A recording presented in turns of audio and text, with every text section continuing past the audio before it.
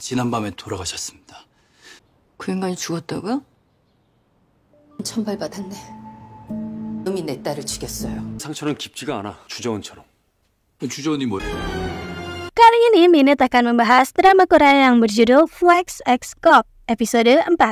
Tanpa berlama lagi, mari kita review.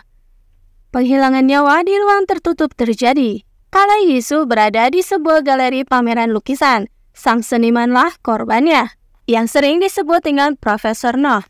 Yisu segera memanggil Kang Hyun. Dengan percaya diri, Yisu mengamankan TKP dan menyuruh semua orang untuk tak keluar dari gedung. Kang Hyun segera memeriksa tubuh korban dan memerintahkan untuk membiarkan para tamu dibiarkan pulang, karena perkiraannya korban sudah tiada lebih dari 10 jam sebelumnya.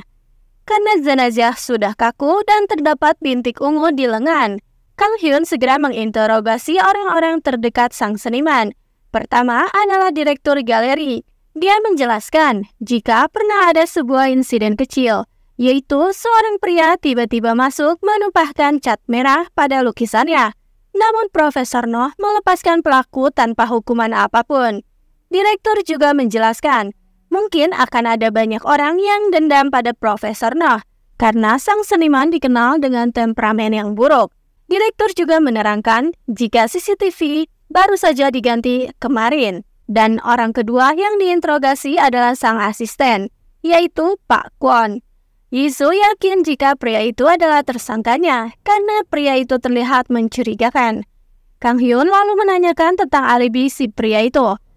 Pak Kwon menjelaskan jika semalam ia pulang lebih cepat, dan pagi hari ia mengurusi catering di galeri. Namun Profesor tak menjawab teleponnya. Jadilah ia ke rumah Profesor, namun tak ada di sana. Dan di perjalanan ia mengalami sebuah kecelakaan. Setelah selesai menanyai orang-orang di galeri, kini Kang Hyun dan Yisu akan menyampaikan kematian korban pada keluarganya. Dan itu adalah hal tersulit dalam seluruh proses penyelidikan. Namun sungguh di luar dugaan. Ketika menyampaikan kabar duka pada istrinya, ia ternyata terlihat acuh dan tak ada raut kesedihan sedikit pun di wajahnya. Saat ditanyai alibi, istrinya berkata jika ia sedang bersama dengan kekasihnya semalaman. Kini kasus tampak sulit karena ada beberapa tersangka, yaitu direktur yang mengharapkan kesuksesan pameran, istri yang selingkuh yang tak berduka, dan asisten yang sudah lama bekerja, dan juga pria misterius yang menumpahkan cat ke lukisan. Dan akhirnya, Kang Hyun juga Yisu pun berpisah. Kang Hyun meminta Yisu untuk tak bertindak sesuatu, dan jika tahu sesuatu, segera lapor padanya. Di tempat lain, asisten Yisu sedang mempersiapkan kepindahan Yisu, dan tampaknya Yisu akan bertetanggaan dengan Kang Hyun. Ayah Kang Hyun terlihat selalu berada di dalam rumah. Ia tak pernah mau keluar rumah meski sedang ada acara keluarga sekalipun. Yisu datang ke rumah yang akan ditinggalinya. Tampaknya itu adalah rumah masa kecil Yisu. Yisu memutari seisi rumah yang penuh dengan kenangan itu.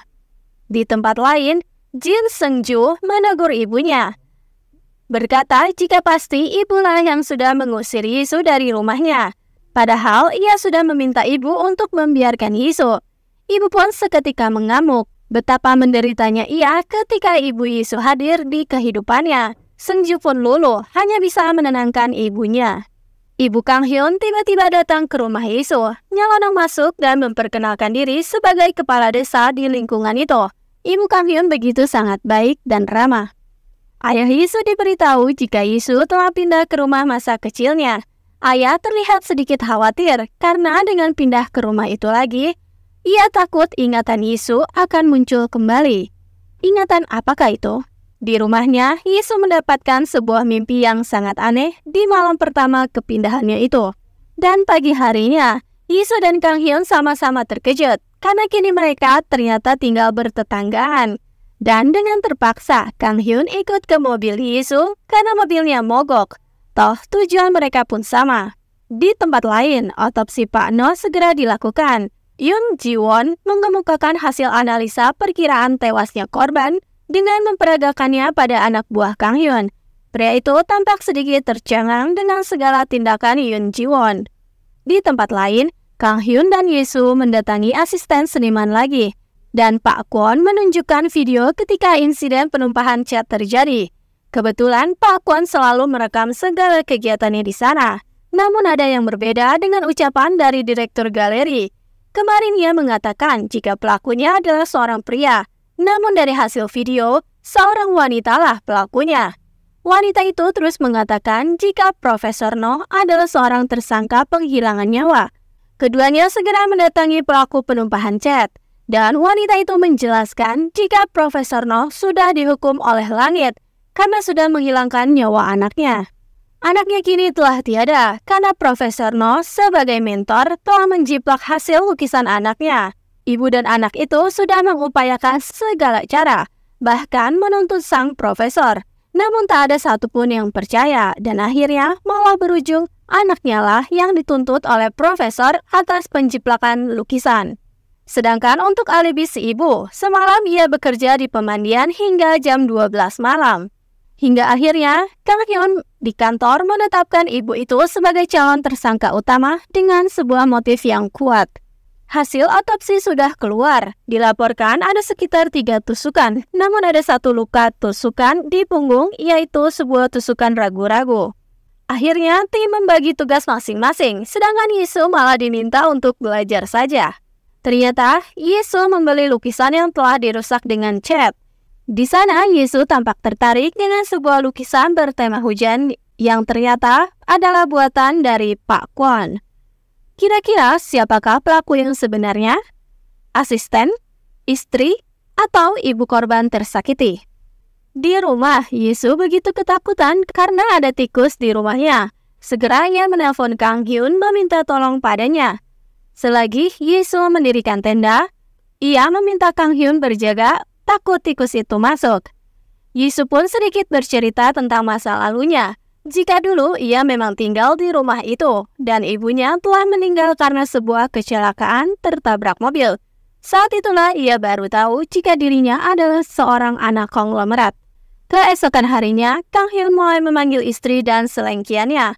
Istri mengatakan, daripada mencurigai dirinya, harusnya Kang Hyun mencurigai Pak Kwon. Karena selama 10 tahun bekerja, ia telah diperlakukan seperti budak. Dan kini asisten itu akan pergi belajar ke luar negeri. Sedangkan Yesu memanggil tim pembersih hama ke rumahnya. Dan tak disangka, Yesu menemukan hal janggal di lukisan itu. Dan dengan uang yang dimilikinya, Yesu pun menganalisa dari lukisan itu. Semua tim bekerja dengan baik untuk menemukan tersangka utama. Dan dipastikan jika yang membeli shawl saat kejadian adalah seorang pria, bukanlah seorang wanita yang selama ini mereka kira. Sedangkan Kang Hyun mendapat informasi jika Pak Kwon telah terpilih namun dibatalkan karena katanya portofolionya dijiplak. Sedangkan Yesu mendatangi Pak Kwon menjelaskan jika lukisannya telah rusak. Yesu lalu menjelaskan jika pernah ada sebuah lukisan terkenal yang ternyata di dalam lukisan itu ada sebuah lukisan lagi. Yesu lanjut menjelaskan jika ternyata di lukisan Pak Noh pun seperti itu. Namun anehnya, kenapa terdapat tanda tangan milik Pak Kwon di dalam lukisan itu? Dan tanpa Yesus sadari, Pak Kwon pun tiba-tiba saja menghantamkan sebuah botol dan mengenai kepala Yesus. Hingga kepala Yesus mengucurkan cairan merah dan Yesus pun pingsan seketika. Dan akhirnya terjawab sudah semua teka-teki ini, dipastikan pelakunya adalah Pak Kwon, sang asisten dari Profesor Noh. Dan episode 4 pun berakhir di situ.